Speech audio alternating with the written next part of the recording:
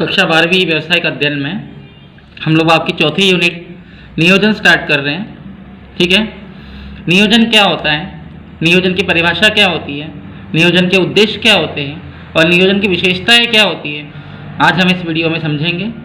ठीक है, इससे पहले आपकी फर्स्ट, सेकेंड, थर्ड 3 यूनिट कर चुके हो और लास्ट से आपने 9th और 10th यूनिट के भी 2 चैप्टर्स किए हैं।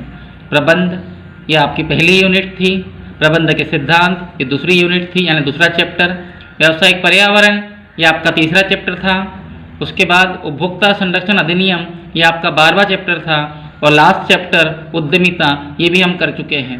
तो एटलीस्ट ये आपका 6वां चैप्टर है। टोटल 13 चैप्टर में से आपके 6 चैप्टर्स अब 6 चैप्टर्स कंप्लीट होने वाले हैं।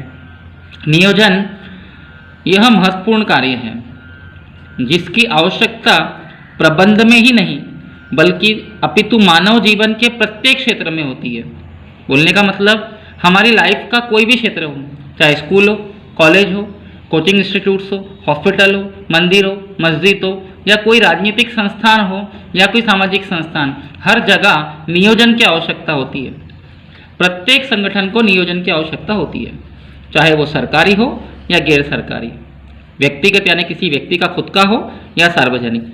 नियोजन सबके लिए अपरिहार्य होता है, मतलब सबके लिए आवश्यक होता है।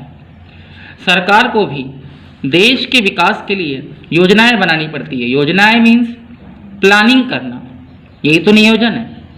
एक छोटे व्यवसाय को भी, एक बड़े व्यवसाय को भी योजना बनानी होती है और योजना बनाना नियोजन कहलाता है, मतलब किसी भी चीज़ की प्लानिंग करना।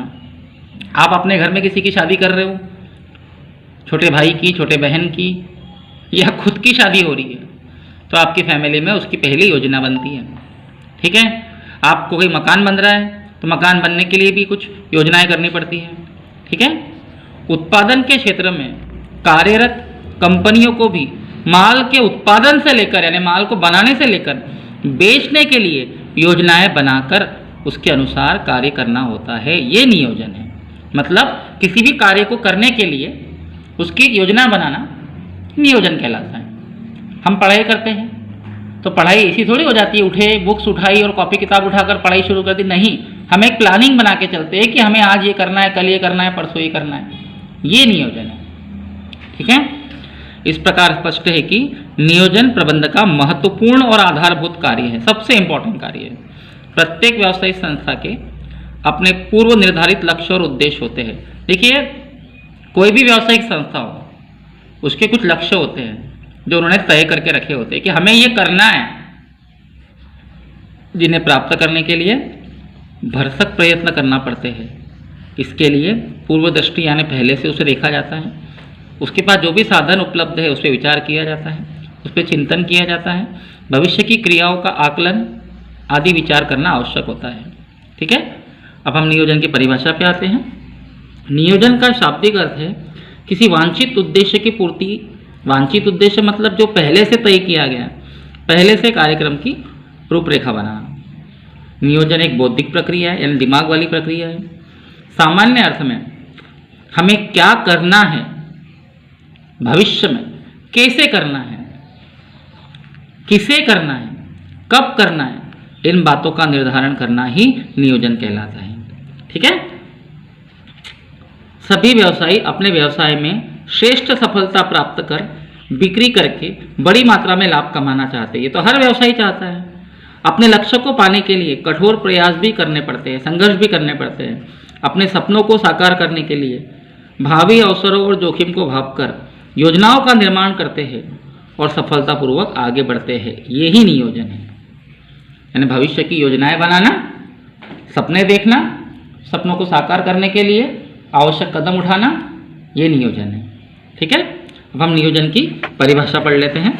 कोई भी 1 या 2 परिभाषाएं ये हैं। आप देखिए यहाँ बहुत सारी परिभाषाएं हैं, जिसमें से हम लोग कोई 2 या 3 परिभाषा पढ़ लेते हैं। ये देखिए, हॉज एंड जॉनसन जी ने क्या बोला है, नियोजन भविष्य का पूर्वानुमान लगाने का प्रयास है। मतलब भविष्य में क्या करना है इसका पहले से पूर्वानुमान लगाना नियोजन है, ताकि श्रेष्ठ निष्पादन यानी परिणाम प्राप्त हो सके। ठीक है, जॉर्ज आर टेरी क्या कहते हैं, नियोजन भविष्य में झांकने की एक विधि है। इन फ्यूचर भविष्य में क्या करना है ये नियोजन है और ये तकनीक है ताकि भविष्य की आवश्यकताओं पर एक रचनात्मक पुनर्निरीक्षण हो, जिससे वर्तमान क्रियाओं को निर्धारित लक्ष्यों और संदर्भ में समायोजित किया जा सके। परिभाषाओं तो आपको जो चाहे वो याद करनी पड़ेगी, परिभाषाओं के ऊपर कोई भी कन्फ्यूजन नहीं होना चाहिए। परिभाषा जिस अर्थशास्त्री ने जैसे दी है वैसी आपको लिखनी पड़ेगी, ठीक है। अब हम पढ़ने जा रहे हैं नियोजन की विशेषताएं। तो कम से कम मैं आपको 6 विशेषताएं, चलिए हम नियोजन की विशेषताएं पढ़ लेते हैं, ठीक है। तो उद्देश्यों पर आधारित नियोजन के लिए उद्देश्यों का निर्धारण अति आवश्यक है। भाई आपका कोई उद्देश्य नहीं होगा तो आप क्या नियोजन करोगे? जैसे एक क्रिकेट टीम का कप्तान अगर वो मैच जीतना चाहता है तो ये उसका उद्देश्य, तभी तो वो नियोजन करेगा। एक फैक्ट्री का मालिक अपनी फैक्ट्री को ऊंचाई पर पहुंचाना चाहता है तो ये तो उसका उद्देश्य है, तभी तो नियोजन करेगा। मतलब आपको अपने एग्जाम में 90% मार्क्स लाना है तो ये आपका उद्देश्य है, तो ये तो आपको उसके लिए नियोजन करना पड़ेगा। बिना उद्देश्य के नियोजन थोड़ी होता है। तो नियोजन के लिए उद्देश्यों का निर्धारण अति आवश्यक, यानी आपको अपना एक लक्ष्य, आपको अपना एक उद्देश्य निर्धारित करना पड़ेगा कि हमें ये करना ही है, ठीक है। प्रत्येक नियोजक, मतलब जिसे नियोजन किया है, लक्ष्य और उद्देश्यों को ध्यान में रखकर ही भावी यानी भविष्य की योजनाएं बनाता है। पूर्वानुमानों पर आधारित।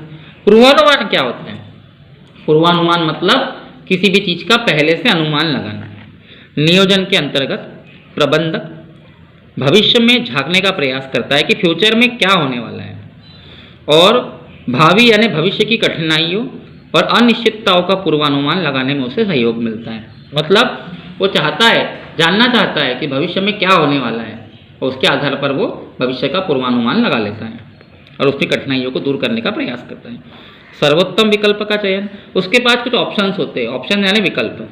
नियोजन के अंतर्गत पहले सर्वोत्तम विकल्प का चयन किया जाता है। सर्वोत्तम विकल्प मतलब सबसे अच्छा विकल्प क्या होगा, ठीक है, और उसी के अनुरूप नीति, कार्य, विधियां तैयार की जाती है, ठीक है। सर्वव्यापकता, नियोजन में सर्वव्यापकता का गुण होता है। सर्वव्यापकता मतलब नियोजन जो है ना सभी जगह व्याप्त है, हर जगह नियोजन आपको मिलेगा। यह प्रबंध के सभी स्तरों पर पाया जाता है।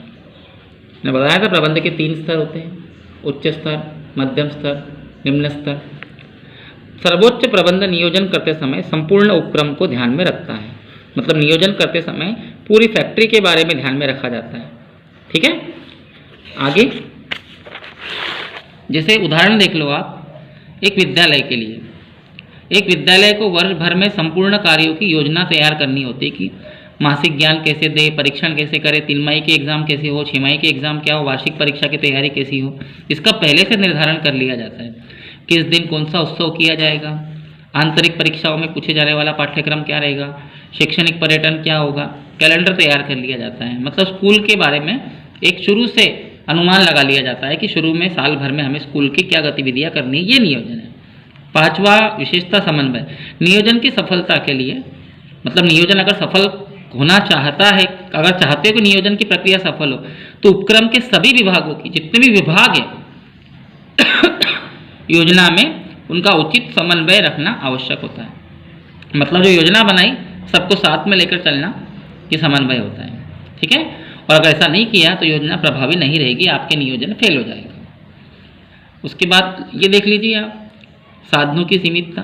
नियोजन के अंतर्गत उपक्रम के लक्ष्यों का निर्धारण साधनों के उपलब्धता को ध्यान में रखकर करना चाहिए। मतलब आपने जो उपक्रम के लक्ष्य निर्धारित किए वो ज़्यादा हाई फाई नहीं होने चाहिए। जितने आपके पास साधन है, फैसिलिटीज़ है, उसको ध्यान में रखकर नियोजन करना चाहिए। उपक्रम की वित्तीय यानी पैसों से संबंधित, मानवीय यानी श्रमिकों से संबंधित, तकनीकी यानी टेक्नोलॉजी से संबंधित क्षमताओं को ध्यान में रखकर नियोजन करना चाहिए। लोचपूर्ण, नियोजन लोचपूर्ण होना चाहिए। लोचपूर्ण मतलब समय और परिस्थिति के अनुसार उसमें बदलाव किया जा सके, कम ज़्यादा किया जा सके। प्राथमिक कार्य, नियोजन प्रबंधक का प्राथमिक कार्य, सबसे पहला कार्य है। बिना इसके आप प्रबंधक का काम नहीं कर सकते, आपको प्लानिंग करनी ही पड़ेगी। यह प्रबंधक के अन्य कार्यों जैसे संगठन, निर्देशन, नियंत्रण को प्रभावी बनाता है। सतत प्रक्रिया, नियोजन प्रबंधक का सतत कार्य है, कंटिन्यू चलता रहता है। नियोजन की प्रक्रिया कभी समाप्त नहीं होती और इसके निरंतर पुनरावृत्ति होती रहती है। मतलब एक प्रोसेस कंटिन्यू चलते रहती है, आप किसी न किसी चीज़ का नियोजन करते ही रहोगे। परिस्थितियां बदल जाने पर परिवर्तन किया जा सकता है। बौद्धिक और मानसिक क्रिया, नियोजन एक बौद्धिक और मानसिक क्रिया है, मतलब दिमाग से किया गया कार्य है, क्योंकि योजना बनाने वाले को वैकल्पिक विधियों में सर्वोत्तम का चयन करना है और उसके पास जो ऑप्शंस हैं उसमें से कोई एक उसे चुनना है। ये नियोजन की विशेषता हो गई है। अब है ना, हम नियोजन के उद्देश्य पढ़ते हैं, ठीक है। कोई 5 या 6 उद्देश्य आप याद करें, मैं आपको समझा देता हूँ। तो नियोजन का पहला उद्देश्य जो है, विशिष्ट दिशा प्रदान करना। नियोजन जो होता है ना, कार्य विशेष के निष्पादन के लिए, मतलब जो कार्य आपने हाथ में लिया है उसको पूरा करने के लिए आवश्यक भावी यानी भविष्य की रूपरेखा बनाकर उसे एक विशिष्ट दिशा देता है।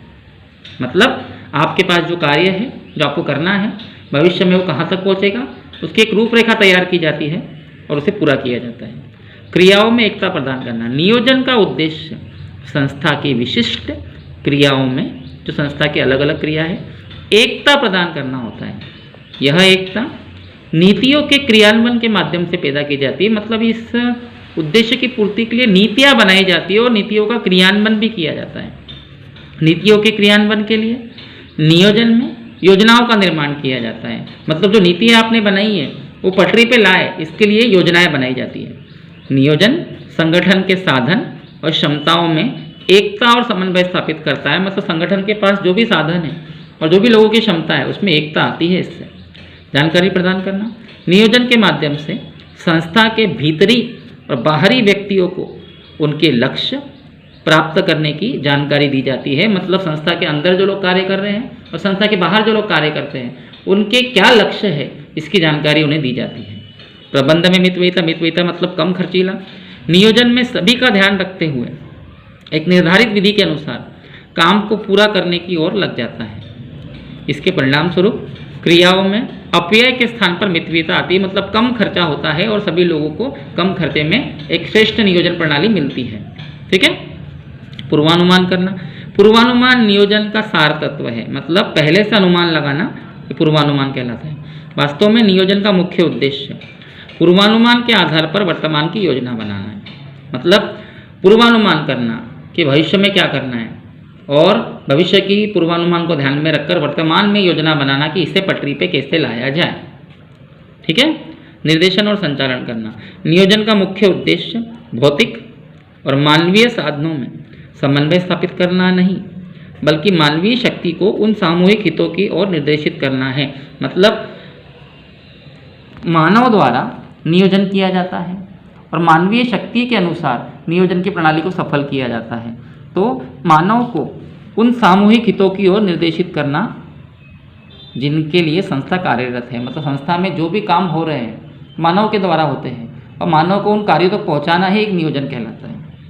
लक्ष्य प्राप्त करना। नियोजन का अंतिम लक्ष्य योजनानुसार काम को पूरा करना होता है। मतलब अगर आपने कोई योजना बनाई है तो उस योजना के अनुसार आपका कार्य पूरा होना चाहिए, यही नियोजन का लक्ष्य है। इस प्रकार संस्था के लक्ष्य को प्राप्त करना और अधिक सरल हो जाता है। ठीक है। जोखिम को परखना। नियोजन के अंतर्गत भविष्य की पूर्व कल्पना की जाती है। भविष्य में क्या करना है इसकी कल्पना की जाती है। परिणामों का पूर्वानुमान लगाया जाता है कि परिणाम क्या होंगे। ठीक है। और उपक्रम की जोखिम और संभावनाओं को परखा जाता है कि उपक्रम में जोखिम होने वाले हैं और जो संभावना है वो क्या होगी। स्वस्थ प्रतिस्पर्धा को बनाना। नियोजन के परिणाम स्वरूप संपूर्ण संगठन में स्वस्थ यानी अच्छी प्रतिस्पर्धा का वातावरण बनाने में सहयोग मिलता है। ठीक है। यानी कंपटीशन जो होता है वो अच्छा हो और स्वस्थ हो, इससे किसी को नुकसान ना हो। ठीक है। अब हम नियोजन का महत्व पढ़ने जा रहे हैं। ये इस वीडियो का लास्ट क्वेश्चन है। नेक्स्ट वीडियो में हम इसके आगे पढ़ेंगे। नियोजन एक सर्वव्यापी क्रिया है। सर्वव्यापी क्रिया मतलब हर जगह व्याप्त है, जिसको सभी प्रकार के संगठनों में समान रूप से लागू किया जाता है। बिना नियोजन के किसी भी उपक्रम के अन्य कार्यों का कोई विशेष महत्व नहीं रहता। मतलब नियोजन के बिना आप अपनी फैक्ट्रीज, उपक्रम, उद्योग, व्यापार, व्यवसाय में कोई भी कार्य नहीं कर सकते। वर्तमान तीव्र औद्योगिक विकास, तकनीकी परिवर्तनों के इस युग में नियोजन का महत्व और बढ़ गया है। नियोजन के अभाव में किसी भी कार्य में व्यवस्था नहीं रहेगी। ठीक है। और बिना नियोजन के उपक्रम की सफलता की कामना ही नहीं की जा सकती है। नियोजन के बिना आप कुछ नहीं कर सकते। इसका महत्व हम पढ़ लेते हैं। साधनों का सदुपयोग, यानी आपके पास जितने भी साधन हैं उनका अच्छे से अच्छा सदुपयोग ही नियोजन है। नियोजन के कारण उपक्रम के साधनों का सदुपयोग होता है। योजना का निर्माण करते समय, यानी जो योजना आप बनाते हैं, उपक्रम के उपलब्ध भौतिक, मानवीय और वित्तीय साधनों को ध्यान में रखा जाता है। इन साधनों का सर्वोत्तम यानी अच्छे से अच्छा उपयोग कर वांछित यानी जो लक्ष्य आपने निर्धारित किए उसे प्राप्त करना आसान हो जाता है। ठीक है, फिर है अगला लागत में कमी। नियोजन के कारण उच्च प्रबंधक, जो संस्था के उच्च प्रबंधक होते हैं, संस्था के साधनों की जानकारी कर लेते हैं, प्राप्त हो जाती है और उन सभी साधनों का सदुपयोग किया जाता है जो संस्था के पास है और अपव्यय पे रोक लगती है। अपव्यय मतलब खर्चों पे रोक लगती है। इस प्रकार उत्पादन लागत यानी व्यवसाय में माल बनाने की जो लागत आती है और संस्था की संचालन लागत, व्यापार को चलाने की लागत कम हो जाती है। प्रबंधकीय कार्यों का आधार, नियोजन प्रबंध के अन्य कार्यों का आधार माना जाता है। मतलब नियोजन पहला कार्य है, किसी भी चीज़ की प्लानिंग करना पहला कार्य है और इसके आधार पर ही बाकी कार्य किए जाते हैं। जैसे संगठन बनाना, संगठन को गति देना, नियंत्रण का आधार ही नियोजन है। मतलब अगर आप संगठन को गति देना चाहते हो तो उसके लिए नियोजन करना पड़ेगा, संगठन पर नियंत्रण करना चाहते हो तो उस पर नियोजन करना पड़ा। उपक्रम के अन्य कार्य को करने से पहले उसकी योजना बनानी चाहिए, मतलब सभी कार्य बाद में, पहले नियोजन। राष्ट्रीय समृद्धि का आधार, नियोजन किसी भी राष्ट्र की आर्थिक प्रगति और समृद्धि के मार्ग को प्रशस्त करता है। किसी भी राज्य की, किसी भी राष्ट्र की अर्थव्यवस्था को आगे बढ़ाता है। यह देश के अल्पमत साधनों का सर्वोत्तम उपयोग संभव बनाता है। देश में जितने भी साधन हैं उनका अच्छे से अच्छा उपयोग नियोजन के माध्यम से ही होता है। भारत के आर्थिक विकास हेतु आर्थिक नियोजन की युक्ति अपनाई गई है। ठीक है, इसके अंतर्गत पंचवर्षीय योजनाओं के माध्यम से आर्थिक विषमताओं को दूर करके सभी क्षेत्रों को संतुलित विकास का लक्ष्य रखा गया है। रोजगार के साधनों का विकास करके प्रति व्यक्ति आय, राष्ट्रीय आय को बढ़ाया जाता है। भारत के औद्योगिक विकास में नियोजन सराहनीय योगदान देता है। भावी अनिश्चितताओं में कमी, भावी यानी भविष्य की अनिश्चित और परिवर्तनशील होता है, सब जानते हैं ये तो। यदि भविष्य में होने वाले परिवर्तनों का पता न लगाया जाए तो अनिश्चितताओं के निवारण के लिए पहले से उपाय न किए जाए तो व्यवसाय या उद्योग पर संकट आ जाता है। यानी आपको भविष्य पे एक बार ध्यान देना पड़ेगा और अगर आपने ऐसा नहीं किया तो आपके व्यवसाय पे संकट आ जाएगा। अतः भावी अनिश्चितताओं और परिवर्तनों का सामना करने के लिए नियोजन अपनाना आवश्यक है। ठीक है, भविष्य में कुछ भी हो सकता है, उसका सामना करने के लिए आपको नियोजन करना पड़ेगा। उत्पादन की भावी मांग, प्रतिस्पर्धा, मूल्य लागत, सरकारी नीतियाँ आदि में होने वाली परिवर्तन को ध्यान में रखना चाहिए और भविष्य की जोखिम और अनिश्चितताओं में कमी लाई जा सके। ठीक है, मितव्ययिता उत्पन्न करना मतलब कम खर्चों में काम करना। नियोजन के द्वारा प्रबंध और संचालन क्रियाओं में आर्थिक मितव्ययिता आ जाती है, मतलब पैसों के मामले में कमी आ जाती है। नियोजन से प्रबंध के कार्यों में स्पष्टता आता है कि कौन सा कार्य हमें करना है, जिससे विभिन्न प्रकार की मितव्ययिता उत्पन्न होती है। मितव्ययिता मतलब कम खर्चों में काम हो जाते हैं। नियंत्रण में सुविधा, नियंत्रण उच्च प्रबंधों के हाथों में एक ऐसा यंत्र होता है जिसके द्वारा वह अपने अधीनस्थ क्रियाओं पर नियंत्रण करते हैं। मतलब नियंत्रण से क्रियाओं पर नियंत्रण हो जाता है। योजना का निर्माण कर लेने से उच्च अधिकारियों को यह जानकारी प्राप्त हो जाती है कि उन्हें क्या करना है, कब करना है, कैसे करना है, और वह अधीनस्थों से यानी अपने हाथ के नीचे कार्य करने वाले लोगों का मूल्यांकन करना उनके लिए आसान हो जाता है। नियोजन में बजट बनाए जाते हैं जो पूर्वानुमान पर आधारित होते हैं। पूर्वानुमान लगाकर बजट बनाए जाते हैं और बजट नियंत्रण को और भी सुगम बना देता है। उतावले नियंत्रण पर रोक, नियोजन एक ऐसा कार्य है जिसमें चयन का तत्व निहित होता है। ठीक है, निर्धारित लक्ष्य को प्राप्त करने के लिए सर्वोत्तम विकल्प का चुनाव किया जाता है। मतलब आपका जो लक्ष्य निर्धारित है उसके लिए कौन सा विकल्प चुना जाए, काम किस प्रकार से हो। ठीक है, किसी एक विकल्प का चुनाव करते समय वैकल्पिक तरीकों का मूल्यांकन किया जाता है ना, बाकी विकल्पों को भी ध्यान दिया जाता है कि किस तरीके से काम श्रेष्ठ होगा। अतः योजनाओं के निर्माण में संतुलन करने के लिए किए जाते हैं और उतावले निर्णय पर रोक सकती है, मतलब अचानक से कोई निर्णय लेने पे रोक लग जाती है। ठीक है, ये इतने आप महत्वपूर्ण। अगला क्वेश्चन भी कर ही लेते हैं, नियोजन की कमियां, कठिनाइयां और आलोचनाएं। मतलब नियोजन को कुछ लोगों ने अच्छा नहीं कहा है, कुछ लोगों की नज़रों में नियोजन जो है वो खराब होता है। क्यों? नियोजन दोष मुक्त प्रबंधकीय कार्य नहीं है। मतलब बोलने का कार्य है कि प्रबंधकीय कार्य तो है, लेकिन इसमें भी कुछ दोष है, इसकी अपनी सीमाएं हैं, इसके कारण इसकी आलोचनाएं की जाती है। भावी अनिश्चितता है ना। मतलब नियोजन क्या होता है? भविष्य का पूर्वानुमान लगाना होता है। भविष्य तो अनिश्चित होता है, आप कैसे कह सकते हो कि ये होगा ही? उसका उल्टा भी तो हो सकता है।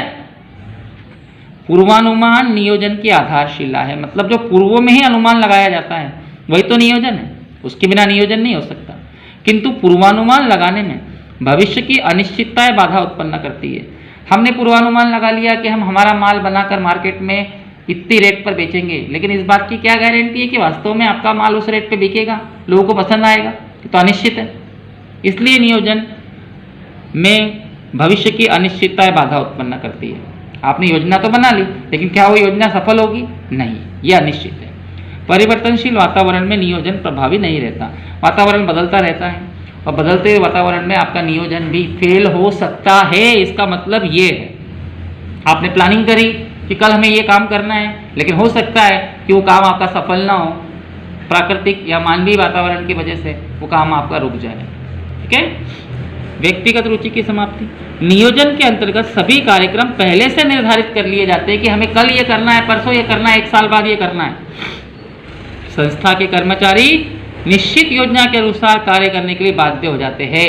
संस्था के सभी कर्मचारी को ये पता चल जाता है कि हमें क्या करना है।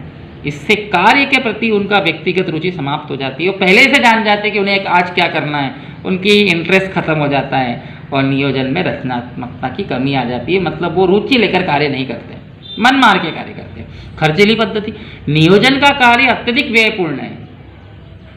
ये कौन सी बात है भैया? खर्चा कैसे होता है इसमें?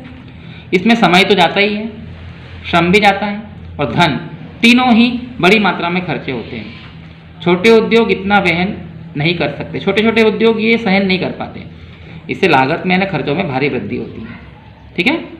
उचित सूचनाओं का अभाव। नियोजन हेतु सूचनाएं पर्याप्त मात्रा में उचित समय पर उचित रूप में उपलब्ध नहीं होती। नियोजन कौन करता है? उच्च प्रबंधक। और उच्च प्रबंधक निम्न स्तर के लोगों तक नियोजन पहुंचाने में सक्षम नहीं हो पाता, लोग उसे समझ नहीं पाते। ठीक है। इससे नियोजन में काफ़ी कठिनाई आती है। लोच का अभाव। नियोजन लचीला तो होता है, किंतु लचीलापन केवल छोटे परिवर्तनों के लिए होता है और अचानक से कोई बड़ा परिवर्तन आ जाए तो नियोजन को हम लचीला नहीं भेज सकते। अतः पूर्ण लोच का इसमें अभाव होता है। नियोजन में लोच का अभाव अर्थात दृढ़ता से होने वाली परेशानियाँ। मतलब हमने सोच लिया कि ये करना ही है, लेकिन परिस्थितियों के अनुसार अगर नहीं हो पाया तो हम अपने लक्ष्य को प्राप्त नहीं कर सकते। ठीक है। उसके बाद सर्वोत्तम विकल्प का चयन। मैंने बोला कि आपके पास कई सारे ऑप्शंस होते हैं। नियोजन हेतु वैकल्पिक कार्य विधियों में सर्वोत्तम विकल्प का चयन करना कठिन होता है। कौन सा सही कार्य होगा ये जल्दी से डिसीजन नहीं ले पाते। विकल्प के चयन में समय भी बर्बाद होता है। ठीक है। सीमित क्षेत्र। नियोजन का क्षेत्र उन परिस्थितियों में काफ़ी सीमित हो जाता है जिसमें सतत परिवर्तन होते रहते हैं। देखिए, व्यापार जगत में परिवर्तन होते रहते हैं। ठीक है। फैशन बदलता है, उपभोक्ताओं की रुचि बदलती है और ये कंटिन्यू बदलता जाता है। तो ऐसी कंडीशन में आप नियोजन हर समय एक जैसा नहीं रख सकते। ठीक है। आपकी प्लानिंग कभी भी फेल हो सकती है व्यवसाय के वातावरण के हिसाब से। ठीक है। सफलता का आश्वासन नहीं। एक उद्यम तभी सफलता प्राप्त कर सकता है जब उसकी योजनाएं भली प्रकार से सोच समझकर बनाई जाए, उसका क्रियान्वयन भी अच्छे से। योजना बनाने से लेकर अमल करने में अगर कोई कमी रह जाती है तो फिर आपकी सफलता सुनिश्चित नहीं होती, यानी आप फेल हो सकते हो। ठीक है। नियोजन की इन सभी कठिनाइयों को जानने के बाद कहा जा सकता है कि नियोजन व्यर्थ नहीं है, बेकार नहीं है। इसका उपयोग अगर सावधानी से किया जाए तो फलदायी सिद्ध होगा।